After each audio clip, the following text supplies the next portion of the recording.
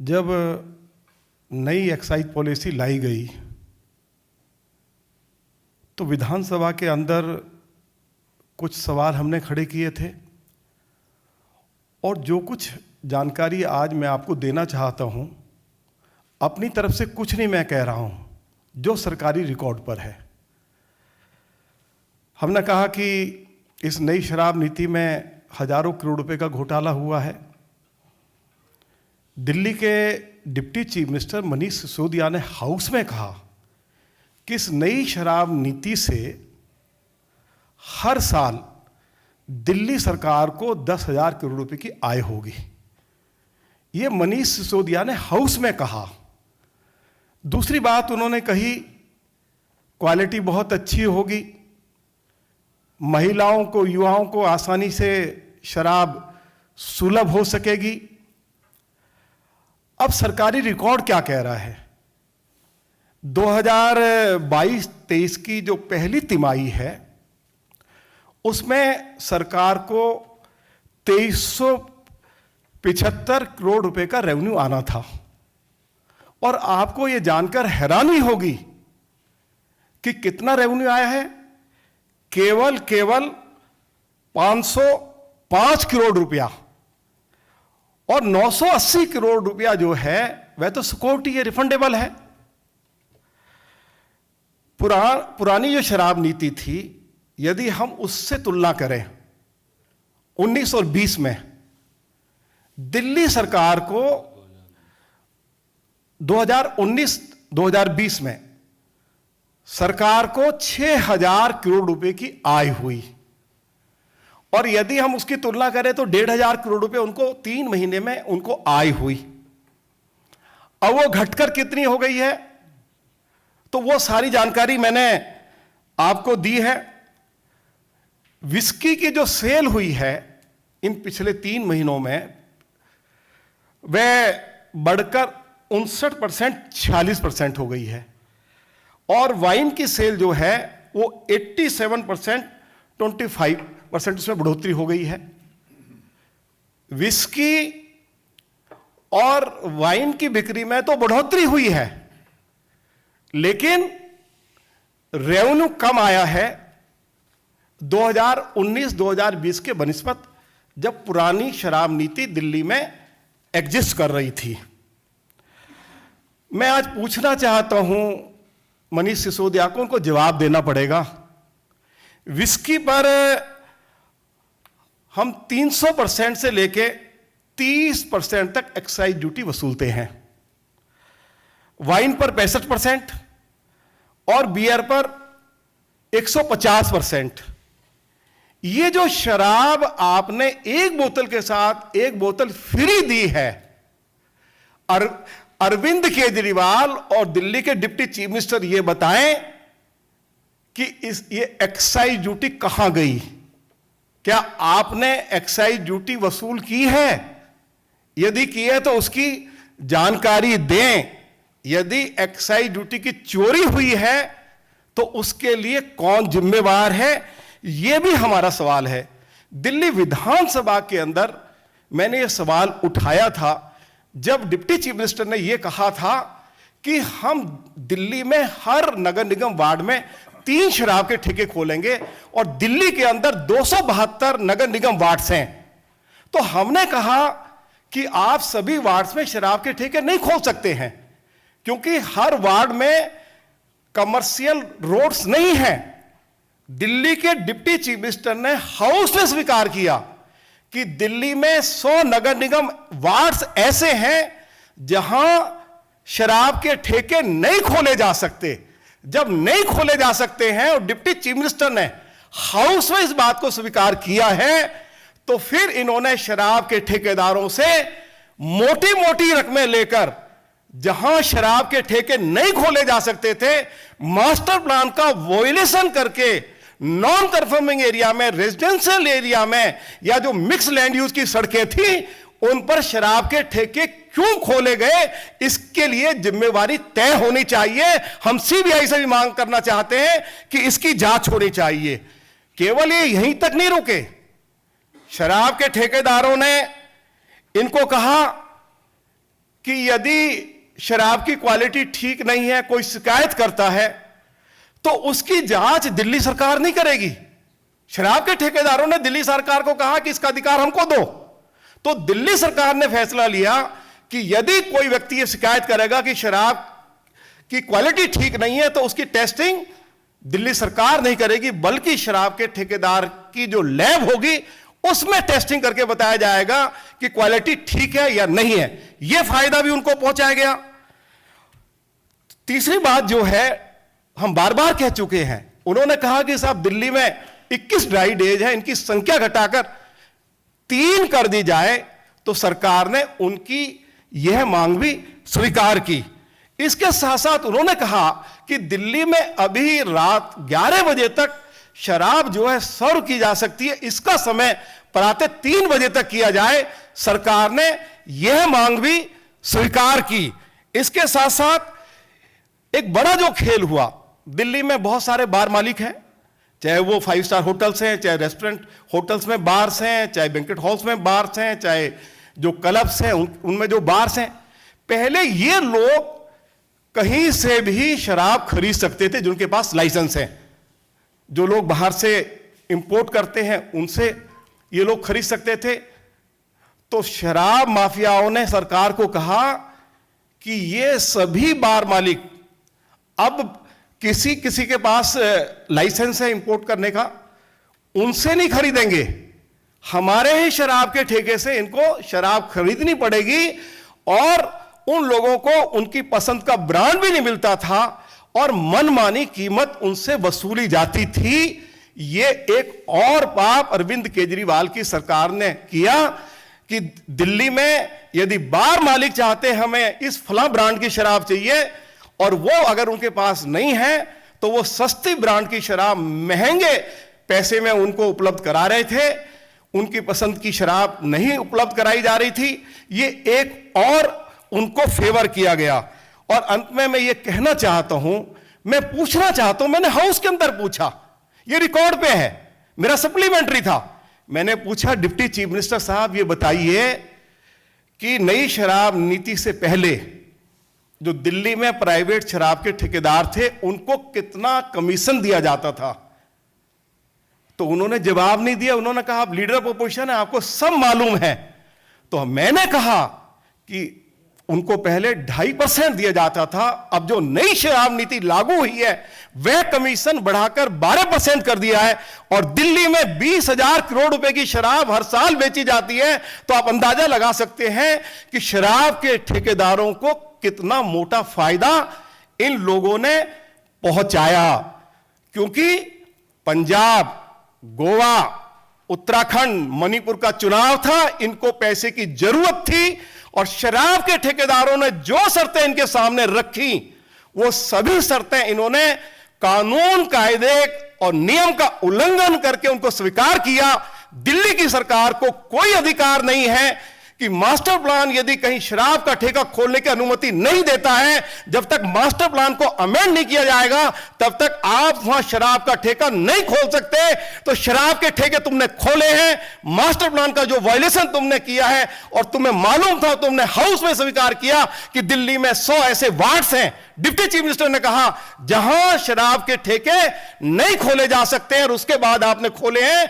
ये हजारों करोड़ रुपए का घोटाला हुआ है, सरकार का भी नुकसान हुआ है, लेकिन फायदा किसका हुआ है? अरविंद केजरीवाल को हुआ है या फायदा शराब के ठेकेदारों को हुआ है? अगर ये शराब नीति इतनी अच्छी थी तो अब उस शराब नीति को वापस क्यों लिया गया है? और हम यह भी मांग करते हैं कि इन शराब के ठेकेदारों की जो सिक्योरिटी है उसको जब्त किया जाए, उसको वापस ना किया जाए, क्योंकि एक्साइज ड्यूटी की चोरी हुई है।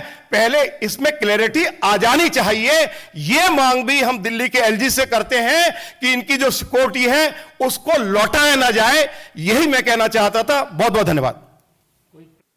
मित्रों, अपने बीच भारतीय जनता पार्टी के दिल्ली प्रदेश के माननीय अध्यक्ष श्री आदेश गुप्ता जी आपको संबोधित करने वाले हैं। दिल्ली विधानसभा में नेता प्रतिपक्ष श्री रामवीर सिंह विदुरी जी भी आपको संबोधित करेंगे। उनके बगल में हमारे राष्ट्रीय प्रवक्ता सरदार आरपी सिंह जी हैं। मेरा विनम्र निवेदन है माननीय आदेश गुप्ता जी से कि आपको संबोधित करें। धन्यवाद संजय मयूख जी। सभी पत्रकार मित्रों को मेरा नमस्कार। आज आपके बीच में मैं कुछ बहुत ज़रूरी बातें करने के लिए आया हूं और हमारे साथ एलओपी श्री रामवीर सिंह विधूड़ी जी, सरदार आरपी सिंह जी भी हैं। दिल्ली की नई एक्साइज पॉलिसी के वापस होने के बाद जिस तरह से दिल्ली के उप मुख्यमंत्री 30 जुलाई को, मनीष सिसोदिया जी 30 जुलाई को प्रेस कॉन्फ्रेंस करके कह रहे हैं कि हमने जो नई एक्साइज पॉलिसी है, बावजूद इसके कि इसमें बहुत दिल्ली सरकार को रेवेन्यू की बढ़ोतरी हुई थी, ज़्यादा रेवेन्यू मिला था, लेकिन सीबीआई के डर से जो एजेंसियां जिस तरह से धमका रही हैं, उससे हमें ये पॉलिसी हम वापस ले रहे हैं। लेकिन सच्चाई इसके उलट है। 30 जुलाई को वो कहते हैं कि 3000 करोड़ रुपए का अधिक रेवेन्यू नई एक्साइज पॉलिसी से मिला है।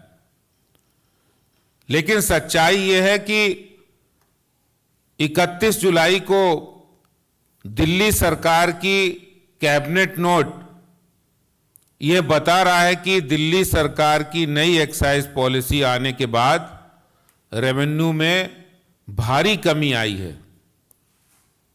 2019-20 के अंदर एस्टिमेटेड जो अनुमान था वो 8,911 करोड़ रुपया था, लेकिन ये घटकर 2019-20 में 7,039 करोड़ रुपया रह गया। यानी नई आबकारी नीति आने के बाद इस राजस्व में अत्यधिक बढ़ोतरी होनी चाहिए थी, जिसका अनुमान लगाया गया। और 2021-22 की अगर हम बात करें तो लगभग 37.5%, 37.5% की राजस्व में भारी कमी आई है, जो कि अगर हम पैसों की बात करें तो लगभग ये 2,151 करोड़ रुपए का घाटा हुआ है इस नई एक्साइज पॉलिसी आने के बाद। और दिल्ली के उप मुख्यमंत्री बड़े जोर जोर से चिल्ला चिल्ला के कह रहे हैं कि हमें 3,000 करोड़ का फायदा हुआ है। दिल्ली में क्या ऐसी एक्साइज पॉलिसी नहीं लानी चाहिए जिससे दिल्ली की रेवेन्यू बढ़े, दिल्ली के लोगों का फायदा हो। लेकिन आज एक बड़ा सवाल है कि नई एक्साइज पॉलिसी में जहां एक और रेवेन्यू की तो कमी हुई है 2,191 करोड़ रुपया। मेरे पास ये कैबिनेट नोट के कुछ अंश हैं जिनको मैं पढ़ के भी बता सकता हूं आपको। इसमें लिखा है कि during the Q1 of the current physical ₹1,484 crore was realised, which is 37.51% below the budget estimates for current fiscal 2022 और 23 की भी बात करें तो उसमें भी 2,375 करोड़ रुपए का जो अनुमान इन्होंने लगाया उसमें कमी आई। तो कुल मिलाकर ये जो नई एक्साइज पॉलिसी है उसमें एक और रेवेन्यू बढ़ा है। दूसरी ओर एक चौंकाने वाला तथ्य यह है कि इस दौरान उसी कैबिनेट रिपोर्ट में यह भी कहा गया है कि नंबर ऑफ बोटल्स की जो सेल है वो ज्यादा हुई है। तो दोनों चीजें विरोधाभासी है। एक तरफ वो रेवेन्यू लॉस की बात कर रहे हैं, दूसरी तरफ जो सेल हुई है नंबर ऑफ बोटल्स की, नंबर ऑफ वॉल्यूम की, वो ज्यादा हुई है। इसका सीधा अर्थ है कि कहीं ना कहीं दिल्ली सरकार के खजाने को गलत तरीके से रेवेन्यू लॉस किया गया, लूटा गया, एक्साइज में चोरी की गई है और शराब माफिया को फायदा पहुंचाया गया है। और यह साफ है कि 2 महीने में एक्सटेंशन देके उनको अधिक फायदा पहुंचाया गया है। ये भी फायदा है। और ये पहला नहीं है, जब से शराब पॉलिसी ये नई लाए है तब से लगातार वो फायदा पहुंचा रहे। मैंने पहले भी आपके साथ जो जानकारी शेयर की थी कि कैसे उन्होंने 144 करोड़ रुपए का फायदा पहुंचाया, कैसे उन्होंने अर्नेस्ट मनी फोरफिट होनी चाहिए उसको वापस किया, कैसे उन्होंने जो कमीशन है वो 2.5% से बढ़ा के 12% कर दिया, कैसे उन्होंने ड्राई डे की संख्या घटा दी, कैसे उन्होंने 249 दुकान की 1000 के आसपास 850 ठेके खोल दिए। तो ये सारे तथ्य बताते हैं कि दिल्ली सरकार का पूरा फोकस है कि शराब माफिया को कैसे अधिक से अधिक फायदा पहुंचाया जाए, चाहे खजाने पर डाका डाला जाए, चाहे इसके लिए खजाना लूट जाए, दिल्ली की जो जनता के पैसा था उसको लुटा दिया जाए, लेकिन शराब माफियाओं को हमें फायदा पहुंचाया जाए। ये मकसद दिल्ली सरकार का रहा है, अरविंद केजरीवाल सरकार का रहा है, और इसके कई उदाहरण आपने देखने को मिले हैं, पहले भी मिले हैं और आज भी दिल्ली सरकार जिस तरह से वो बातों में झूठ बोल रहे, एक तरफ उप मुख्यमंत्री कह रहे फायदा हुआ है, दूसरी तरफ उनका कैबिनेट नोट ये बता रहा है कि किस तरह से वो दिल्ली की शराब माफियाओं पर इतना मेहरबान थे कि वो उनको गलत तरीके से ठेके आवंटित करना, उनको नियमों की धज्जियां उड़ा के, कानून और संविधान की धज्जियां उड़ा के उनको ज़्यादा से ज़्यादा ठेके खुलवाना, ज़्यादा रियायत देना, ये अपने आप में स्पष्टीकरण है कि दिल्ली सरकार शराब माफियाओं के दबाव में थी और दिल्ली की आम आदमी पार्टी सरकार ने इस पैसे का बेजा इस्तेमाल पंजाब के चुनाव में किया है। ये बिल्कुल तथ्य सामने आ गया है। यही बात मैं कहना चाहता हूं आपसे। बहुत बहुत धन्यवाद। देखिए, इसका सीधा अर्थ है कि अरविंद केजरीवाल उस करप्शन में, उस भ्रष्टाचार में खुद ही शामिल है, तभी वो अपने खास लोगों को हटा नहीं रहे। कोर्ट ने भी कह दिया है कि ये बात सही है कि सत्येंद्र जैन गंभीर आरोपों में जेल के अंदर हैं, भ्रष्टाचार के आरोप हैं, जिनके पास क्रिमिनल केस की प्रोसीडिंग चल रही है। संविधान और नैतिकता भी इस बात का तकाजा करती है कि ये जिम्मेदारी मुख्यमंत्री की है कि मुख्यमंत्री कैसे एक मंत्री को जो कि एक भ्रष्टाचार के आरोप में बंद है, वो कैसे मंत्रिमंडल में है, ये मुख्यमंत्री की जिम्मेदारी है। तो मुख्यमंत्री की जवाबदारी बनती है कि उनको बर्खास्त करे। लेकिन हम जनता के बीच जा रहे हैं, हम लोगों के बीच जा रहे हैं और मुख्यमंत्री के ये दोहरे चरित्र के बारे में भी लोगों को बता रहे हैं कि आप बर्खास्त करिए, नहीं तो हम जन आंदोलन तो चला ही रहे हैं और चलाएंगे आगे भी। धन्यवाद। और कोई प्रश्न?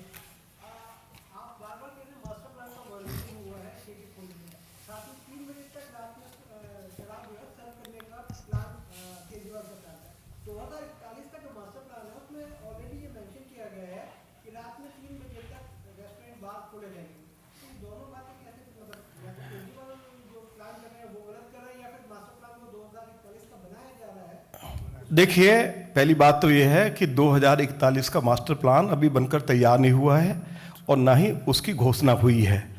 और 2021 का जो मास्टर प्लान है वह जो नॉन कन्फर्मिंग एरियाज हैं या जो मिक्स लैंड यूज की सड़कें हैं उन पर शराब के ठेके खोलने की अनुमति नहीं देता है।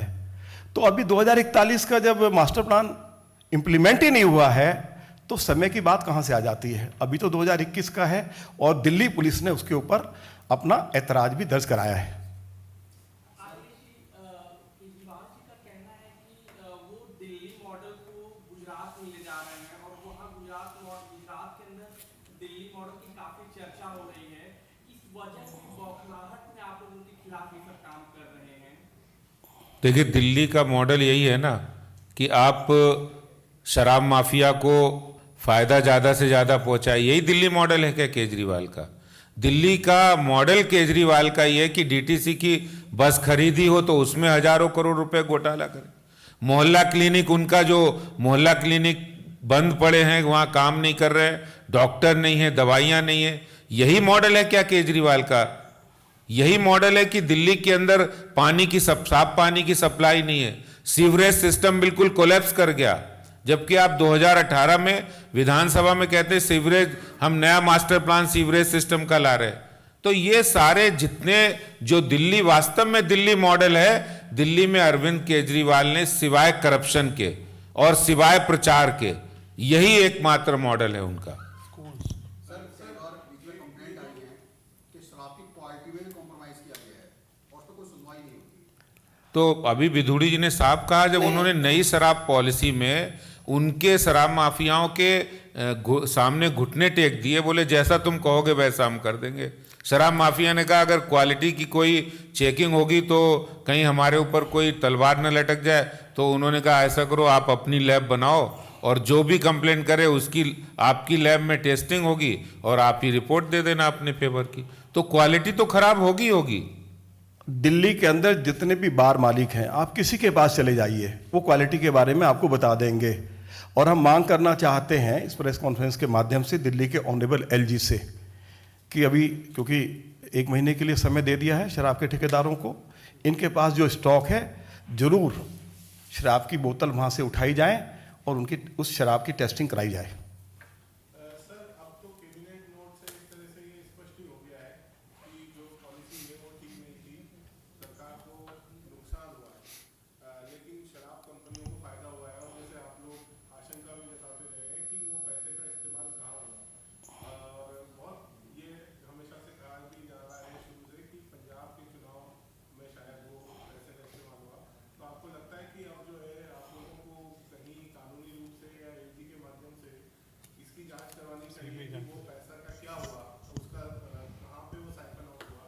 दूसरा सवाल ये कि 1 महीने के लिए बढ़ा तो दी है, लेकिन कल जो कैबिनेट नोट था उसमें भी ये बात कही गई थी कि जो दुकानें खुली थी उसमें से 9 जोन के लोगों ने पहले ही लाइसेंस सरेंडर कर दिया था, ऐसे ही होलसेल डीलर ने भी सरेंडर कर दिया था। तो जो दुकानें चल रही थी उनको अप्रत्याशित लाभ हो। अभी अभी ये खबर आई है कि 124 दुकानें दिल्ली में आज और बंद हो गई है और अब सिर्फ 342 दुकानें रह गई है। तो जो सारा फायदा है वो उन 342 को ही होगा, बाकी किसी को नहीं होगा। तो क्या आपको लगता है कि इसके ऊपर भी कुछ एक ऐसी कार्रवाई हो कि जिससे ये 342 दुकानें कोई अप्रत्याशित लाभ उठा रही है? क्या ये मतलब जो 1 महीने का पीरियड है इसमें कोई गड़बड़ ना हो, इसके लिए आप क्या करेंगे? देखिए सीबीआई जांच चल रही है तो वो सभी एंगल से जांच करेगी, लेकिन एक बात स्पष्ट है कि शराब माफिया को तो फायदा पहुंचाई है दिल्ली सरकार ने, लेकिन शराब माफिया को दिल्ली के रेवेन्यू, दिल्ली के खजाने में डाका डालकर पहुंचाया है।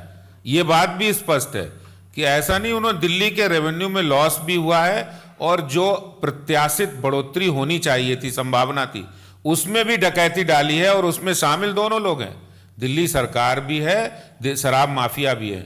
तो जो जांच होगी उसमें सारी चीज़ें सामने आएंगी।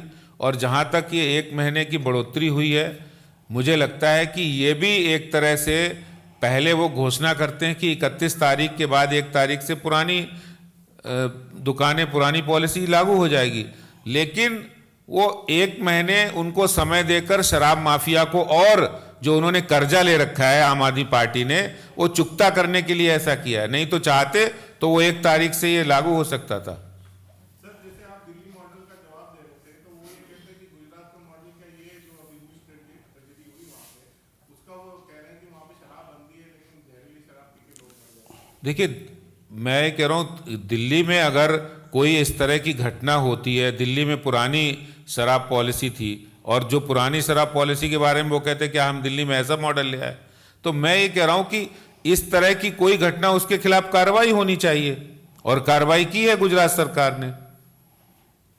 धन्यवाद। बहुत बहुत